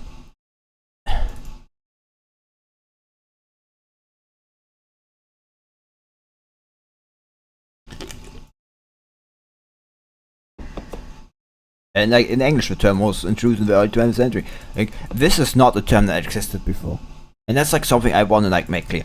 Kiev the Rus is not a term that existed before the 19th, 20th century. And in the 20th century, it technically didn't exist, like you know, in English not. Yeah. But back to the thing where I was actually here. Yeah. And like one of the reasons for with like Andrei, who like you know stayed in Kiev, Vladimir, it's like the first part like where everything like kind of starts to fall apart. Why does it fall apart? Because the people want to stay in the domain now. They want like to rule from there instead of going to Kiev, or like going to Kiev every time. Because it like kind of turned out to be a shitty thing because Kiev, yeah, when Kiev was like very prestigious, everybody wanted to go there. But like for example, with Kiev falling in prestige, and being burnt down, like not having so many riches, with like all just overall the realm, like you know, being less powerful and everything, people did not want to leave anymore, and this ultimately led to the splintering of like the thing because people wanted to be. They wanted to be the Grand Prince, but they didn't want to necessarily go to Kiev to be the Grand Prince. So you know they wanted to go all conquering and just take the neighboring things for themselves and everything. Ultimately, shit system.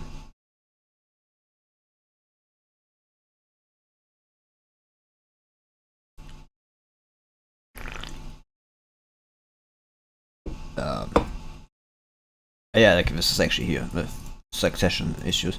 Oops, that's a interesting thing that I'm already here. This is completely like, and here's like the rota system. But the prince is moving from elder to younger brother, from uncle to nephew, as well as from father to son. Yeah.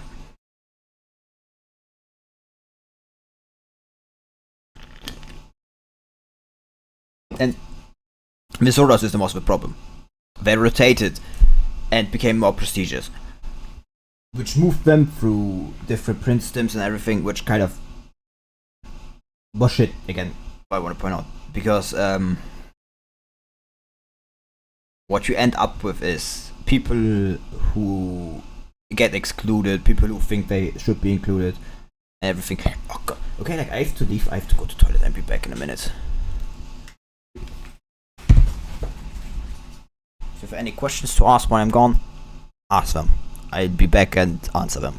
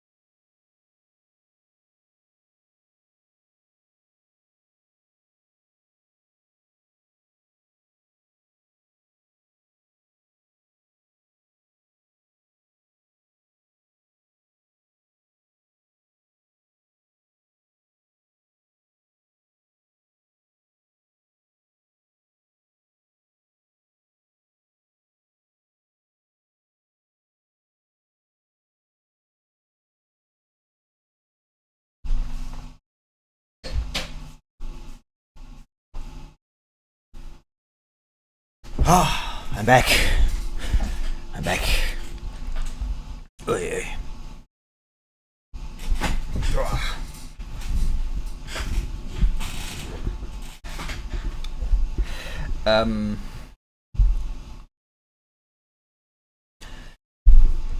Like another side effect this like solving of the problem of the like succession system had was the birth of Russian autocracy. Like birth of Russian autocracy is like often like held to the like Mongols.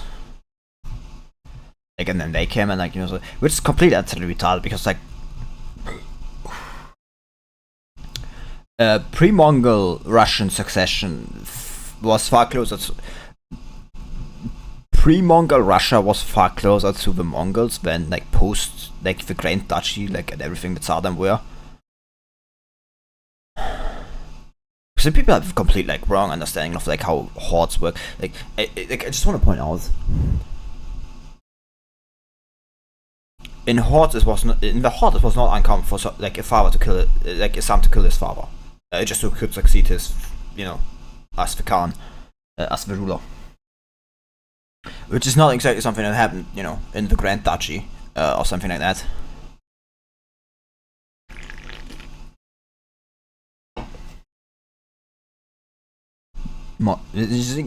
Didn't happen. Yeah. Because that's not how, non-nomadic states really work.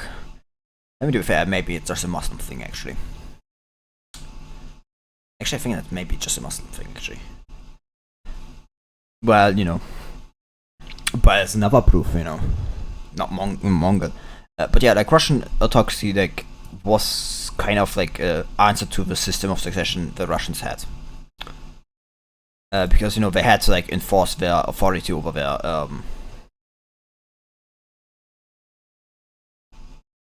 lands, over their lands, which came with the fact that they had to like be autocratic, to put it simply, because like unlike the West, because like unlike in the West where you had like the that you either had like succession laws in like the Salic law or something like that, or you had like these contracts, like with vassal and liege, and it's like something that's different, like also like different. Every prince, like all of this, was a rurikid. Like every prince of this, like it was like, there were some non-rurikid princes at times, but everybody was a Rurikid in like the Beast. I just want to point out, like everybody was a Rurikid prince. Like everyone that was like ruled in the Kievan Rus was a Rurikid prince. For the most part. There were some non-Rurikid princes, but they are interlopers. And we don't need to care about them. Then there's like also like difference. It like was very much like a familiar like strife in like a single dynasty. There's like no different dynasties. You have branches of the same dynasty fighting against each other. Not like different dynasties fighting against each other, but branches of the same dynasty fighting against each other. For example, like the Prince of Moscow are called the Danilovich branch. There's one also like it's like a lot of other branches who then like won't enter my mind right now. But yeah, which is like how it's like very different from Western Europe, very different, where you had like the contracts and everything, and it's like different dynasties and everything, you know.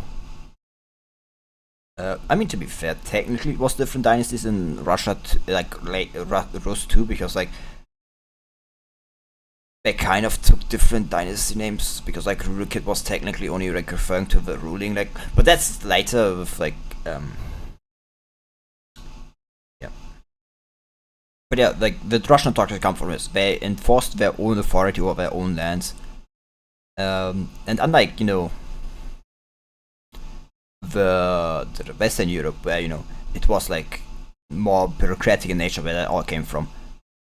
There was like none of these contracts and everything, so they had to go and say this through this is my land, this is where I live, and that is, you know, that's where autocracy and authority comes from. Kind of hard to bad wording it right now, but you know, you get what I mean. There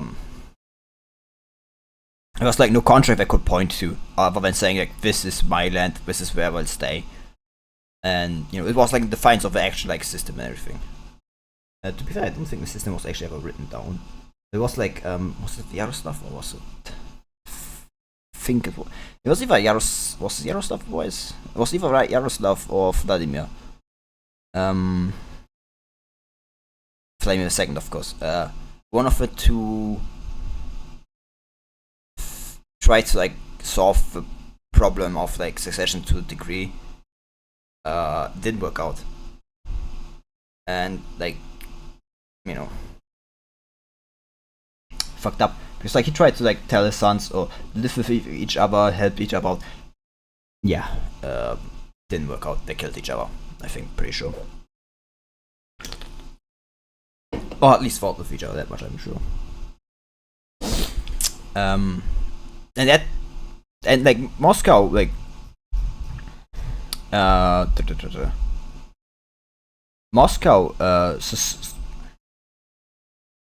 Moscow succeeded because the Grand Duchy of Moscow succeeded because it did not have this problem later on. Like, and this problem like of succession went like on for like even beyond the Mongol invasion and everything. Like with a lot of appanages, like Daniel, for example, like inherited the appanage of, you know, from Vladimir Sustul. Moscow was like part of Vladimir Sustul, and then like was given to Daniel as like an appanage from his father. And Moscow would not have had this problem with appanages like too much. And like later on the reign under like Ivan III, Ivan IV,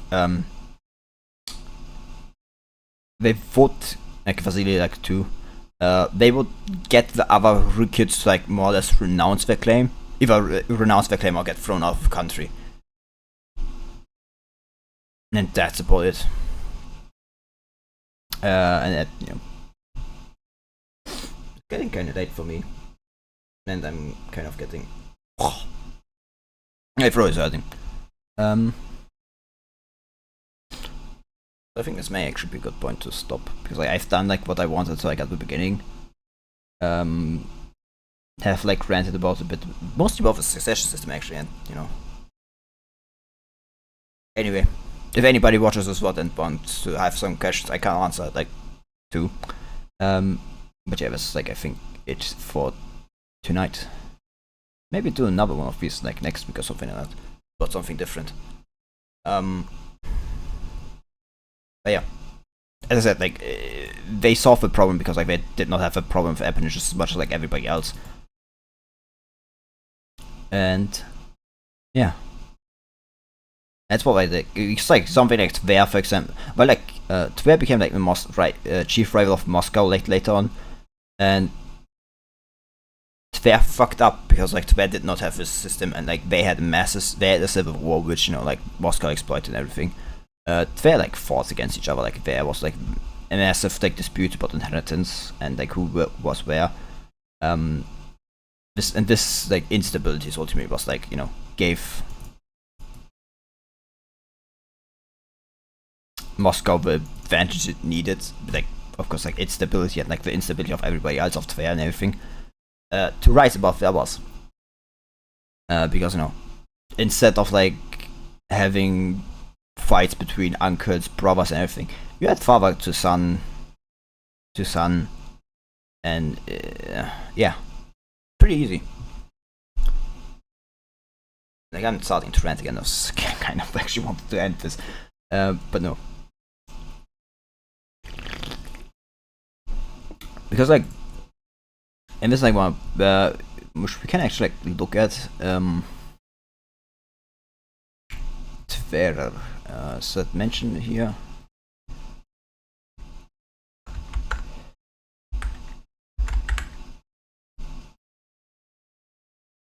It's like Verba Principality of Tver.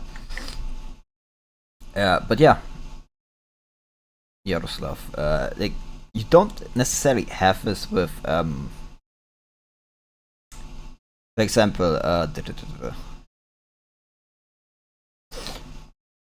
like the Grand Prince of like here. That's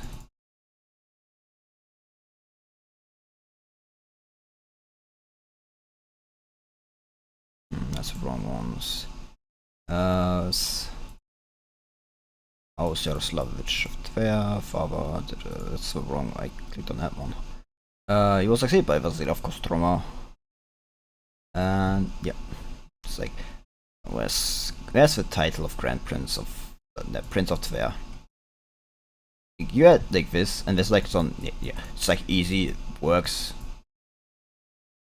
Son of Yaroslav, son of Mikhail the First. Response to the murder of Yuri of Moscow. Son of Mikhail, younger brother of Dmitri. Yeah, you see like all of this anti-Moscow uprising. Yeah, like got restored, executed by Mongols. Restored. Son of Agatha III, Prince of Kolm, abdicated. Son of Mikhail, younger brother of Dmitri. Yeah, you see the kind of problem here. Some of it's like died of plague. But like this is not as smooth as you had like for Moscow. To be fair, Moscow kind of had the same problem like early on. Steve, son of Daniel, and then like success of like I mean, to be fair, he died of that's the wrong one. That's the wrong fight. He died of if I remember correctly.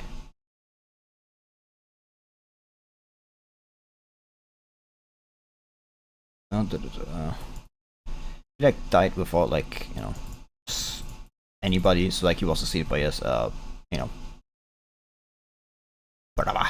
Ivan the First, which I'm pretty sure is like a son of Daniel of Moscow. It's just Ivan. It's like Ivan and Helena. Yeah, like same here with Simeon. Same shame with Simeon kind of. I don't think he had the son, did he? I think he had 8 actually. No. Yeah. Simeon. Yeah, Simeon is the one that died to the Black Death. All his sons died to Black Death. That's just kind of shit. So like he went to this Black Death, and then like he was succeeded by Ivan II, son of Dmitri I, son of Vasily I. You see like kind of the problem here. Yeah, it's far more smooth, except for Vasily II. But, you know, Vasily II was the one civil war. The great, and after that, you know, like again, like you had this like son, and this like the thing.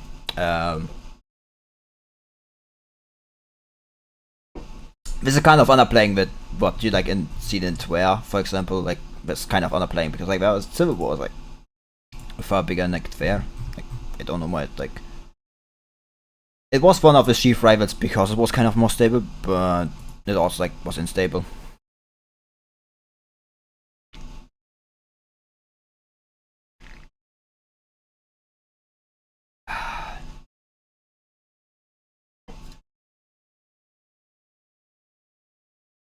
Yep.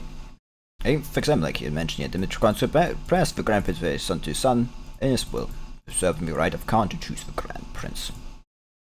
This is like another thing like people like kind of don't mention when it comes to like breaking the Tatar yoke. The Dimitri just gave his son the title of Grand Prince. Like he didn't like ask the Khan for it. Like nothing. Like Dimitri just gave it to Vasily. Like, it was silly to have it.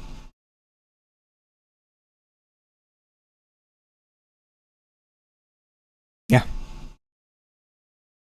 And just they kept doing it.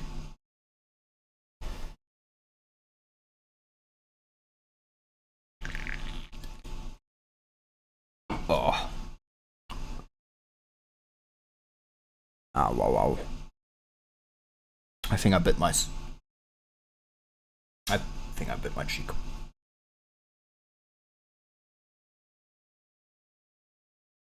But yeah. Vasily just got it like from his father, Dimitri, without problem. And I'm pretty sure like he gave it further to his like son. Just like to like, you know, his son. And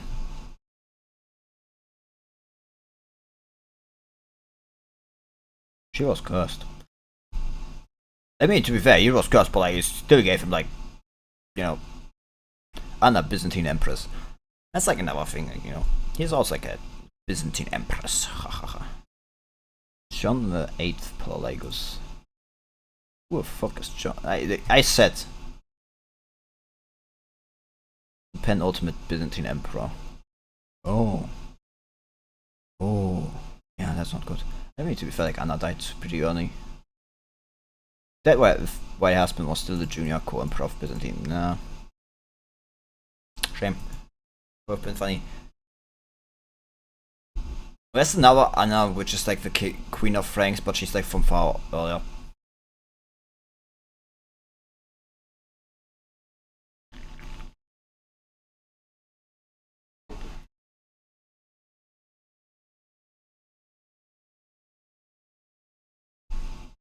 Yep.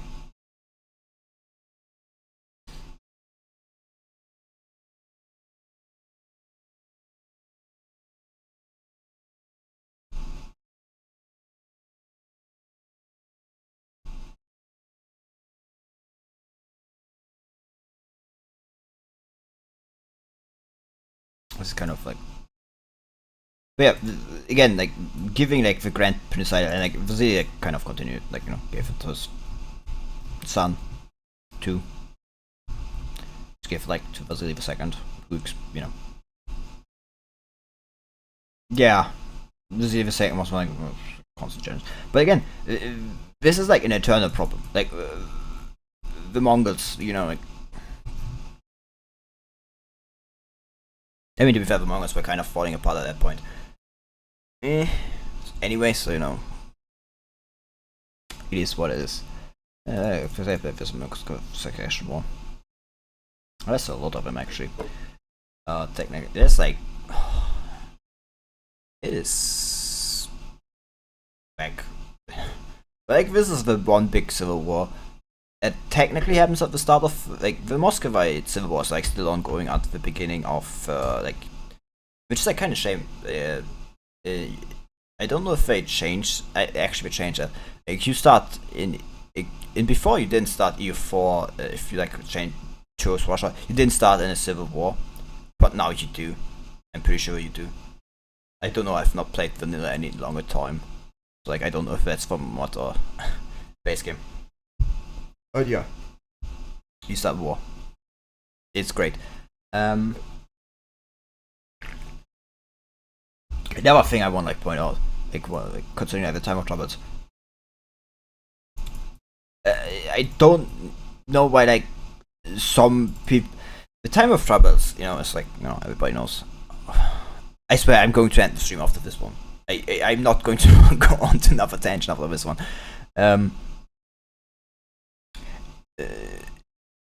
Some people use the fact that, for example, the Polish for some time occupied Moscow, despite the fact that nobody ruled Russia at that point. It was anarchy, and go and say, oh yeah, but the Russians celebrate independence from the Polish. No, they don't. Russia does not celebrate from the Polish. Russia's Unity Day is not about the Polish. It's about the whole thing together. This is the worst fucking time in Russian history. Yeah, World War II was shit, but if you take it percentages, the time of troubles was worse. The time of troubles killed this is a third of the whole population, around the third. Yeah. World War II killed a lot of killed off a whole generation or something like that. But so did the time of troubles, probably more. It killed a lot of fucking people. It killed off a lot of just linear, just in total. Oh, why we are here? I actually want points of. I actually wanted. I said no more tangents, but I'm not. I swear this is the last one. Let's talk about a tangent. Yeah. This is something I want to point out. There's this play, Ivan 2000. It's not a play, but it's it's named. This man is this is an important thing. If it was a massive play, this dude, Ivan 2000. Why is that name important? Why should you know that name if you want to maybe impress someone in Russian history? When Mikhail Romanov was elected, he was with his mother in a monastery, deep in far away from everything, because which is something I want to point out. It's I wanted to stop. They were in the monastery because his mother had been banished there, and the Romanovs had been banished from Moscow by Boris Godunov because they had become powerful. Because Ivan the Terrible's, Ivan IV's first wife, Anastasia Romanov, yes, she was literally called Anastasia. Technically, she wasn't called Romanov, but it makes it easier to understand what I'm talking about. First wife was aunt, I think, to or something like that, to Mikhail Romanov, to Mikhail. And that was one of the reasons Boris Godunov banished the Romanovs more or less. I think it was Boris. Yeah, it was Boris. Because there was an actual threat to his power. They had the dynastic connection to the Rurokids. And I mean, to be fair, Boris also had one with his daughter being married to Fedor, but so did the Romanovs again. They had a connection there. And banished them to a monastery, banished them away. And Mikhail's father was banished to also monks and everything. But yeah, I get into it. And he was banished with his mother to a monastery and everything. And during the time of troubles, where some Polish still roaming the countryside, and then they heard about the lecture of Mikhail Romanov. They went and asked a Russian, to bring them to hired Susanne, as like said here. According to popular legend, Polish troop signical Tsar Mikhail hired Susanne as a guide. Susanne persuaded them to take a secret path through Russian forests, and neither they nor Susanne were ever heard from again. And like the whole point was to save the Tsar Mikhail from being killed, and so he could ascend the throne and bring back order and end the anarchy. And this is a massive legend in the Russian Empire. This thing was turned into play later on.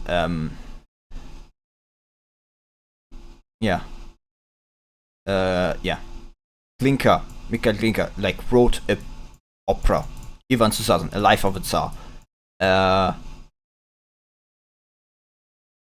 Life for a Tsar, and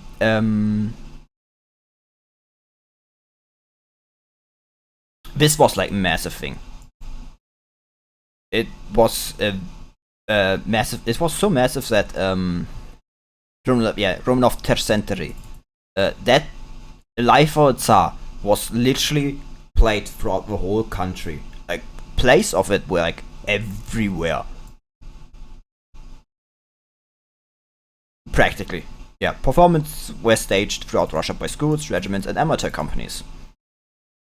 Yeah, it was a massive legend, like during Romanov. It was like massively celebrated. Like this was a massive thing, especially like in the later empire. And talking about Romanov Tercentenary, it's like it's Wikipedia Wikipedia says this like somewhere. It has been described as an extravagance of pageantry and tremendous propaganda exercise undertaken by Romanov dynasty in an unstable time for monarchy. Among its principal goals were to inspire reverence and popular support for Prince of autocracy, but also reinvention of the past to recount the epic of a popular Tsar, so as to invest in monarchy with mythical, historical legitimacy and image of enduring permanence at this anxious time when its right to rule was being challenged by Russia's emerging democracy. It was, according to figures, a retreat to the past hoping would save them. Sense of celebrations nurtured a stronger confidence in some ambitions and popularity as Tsar returned from a tour stating that my people love me. His wife Tsarina Alexandra wrote him describing the events as showing how the state ministers constantly threatening the Tsar with toleration were cowards, as they had only shown themselves at once. Their hearts are ours. Figures notes that only once convinced of the illusion of anniversary were the court itself. Nix began looking to move closer to a stream of personal rule, and also spawned talks of traveling Russian interior, saying down the Volga, or visiting the Caucasus Siberia, also followed by closing the Duma, inspired by some more reactionary ministers, returning to conservative Polish such Muscovite land assemblies. Which is absolutely like bullshit. It worked. It fucking worked. Because like then Nicholas during the Romanov Tercentenary made like his trip, the one to mirror Mikhail's like pilgrimage to Moscow to be crowned and everything. The people were ecstatic. Like people when the Romanovs appeared with a boat on the river, the people ran after them like massive celebrity and everything. The people were very, very taken in by the Romanovs.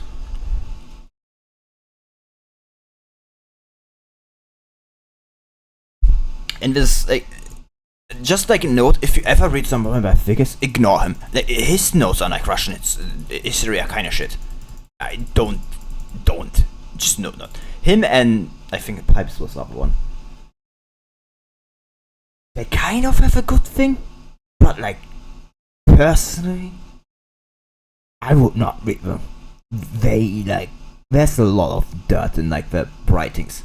And for some of these, it's clear that it's meant to be entertainment. It's more supposed to be entertainment than it's an actual historical book. I read his books and his figures and pipes, and they're definitely you can see the bias for certain historical determinism in the works. The way they write about the events and everything, it's quite clear. And you know, like, yeah, the people, it fucked, like, the celebrations worked. I mean, like, I want to, like, point this out.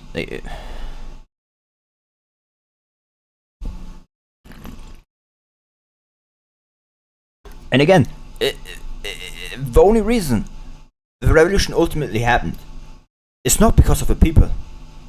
Again, of course, it will never be of the people, but because, like, it was a coup ultimately. Like, I explained at the beginning of the coup, the people that were there either, like, didn't do what they were supposed to do because of personal, because they were sent to take care of, like, the problems in Petrograd. What did they do? They either dragged their feet or, like, didn't do anything, or made the situation worse because, like, they wanted the situation to get out of hand, or they lied, and that ultimately led to a coup. Like, if, like, a different general, like, if was in charge of that and, like, didn't drag his feet and actually restored all the Petrograd, nothing would have happened. But, like, again, it was a coup. Like, the people in there, like, wanted Nicholas gone. Like, either wanted Nicholas gone or had absolutely, like, wrong ideas about what was going to happen if he abdicated. For example, like, say, again, like, he was, like, lied to by Rozyanko, like, about, like, what was going on in the capital, and he was, like, absolutely, like, you see, like, this is the problem. Like, this is the difference between a mass politics thing and, like,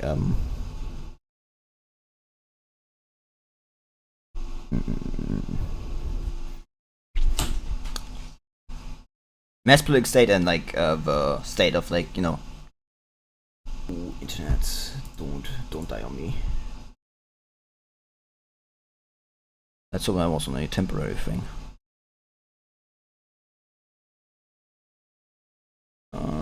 Seems to have been on a temporary. Oh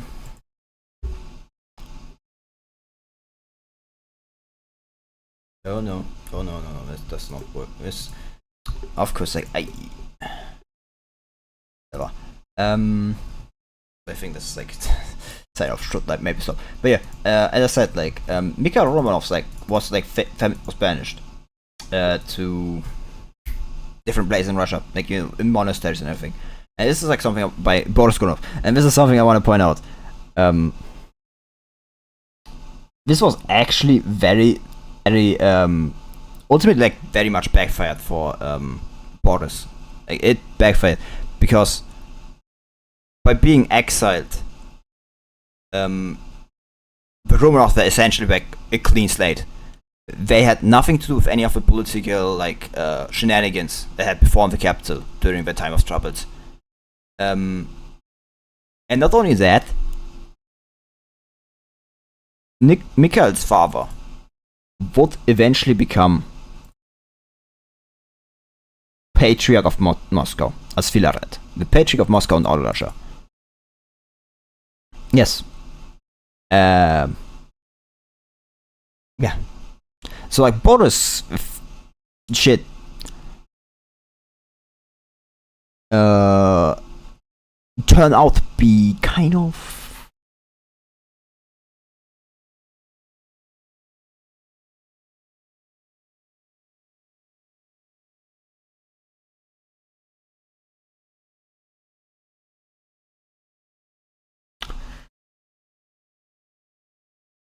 bad thing for, like, by Boris. Like, he became again, like, I want to, like, point out, like, how funny this is. Like, Boris wanted to, become Tsar, and I mean, he was Tsar, but, like, and his dynasty to, like, endure. And one of his was, like, banishing the Romanovs, which ultimately had the Romanovs ascend the throne, and not only the throne, but also become, like, one of them became the patriarch, Filaret.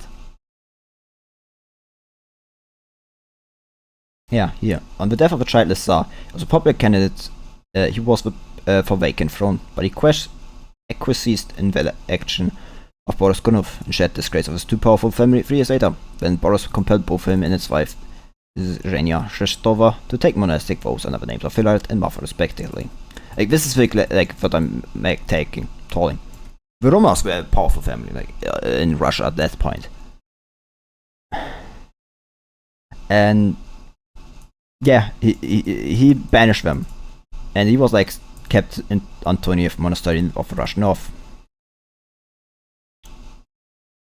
Yeah, and the fourth Dimitri I. He raised Philip and made him metropolitan of Rostov. And the second I want to like point out this. This is Philaret, like Fyodor gets banished by Boris Godunov to take a monastic fast, makes him a metropolitan of Rostov. Then the second false Dimitri comes, names him patriarch.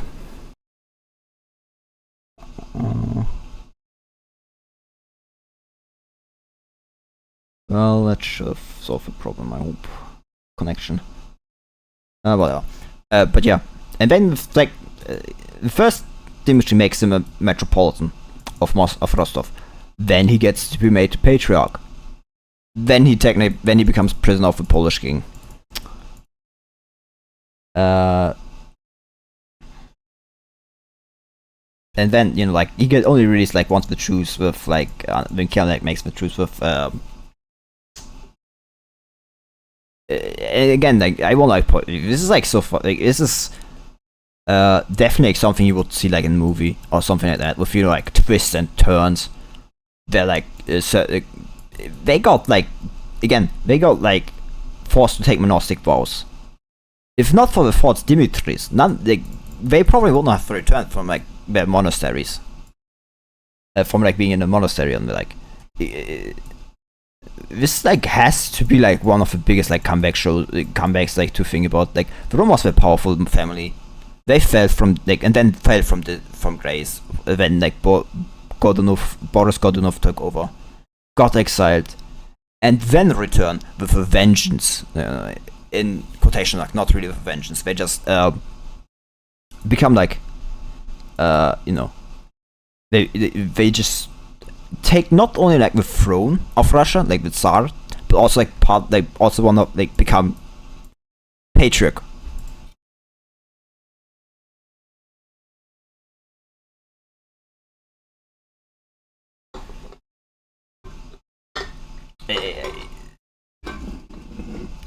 This is, like, the biggest backfire of history, I want to say. Like, I don't know, like, something that ever backfired more in history than this. Like, if he did not, like, exile them, it very much could have ended up that someone else became, like, you know,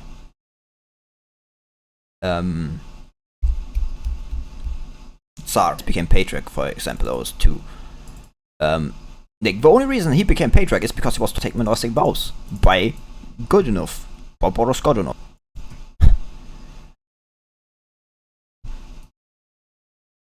It is just massive to think about that. Yeah, he was also first cousin once removed of Fyodor the First, the last Tsar of Romanova. Bad. I think I take that as back internet connection guy. Yeah, like, I'm going to take that as a sign that I may have to should end things now instead of going even further. But yeah, I say then, thanks for coming. Thanks for entertaining my rants. My like, talking about this. Thanks for being here. So, playing something new tomorrow. I have to, like, see. I mean, to be fair, it's like Sunday. Maybe I take a break actually. It's like my throat. I see how I feel that day. But yeah. Anyway, bye. Bye bye. Thanks for coming. Bye.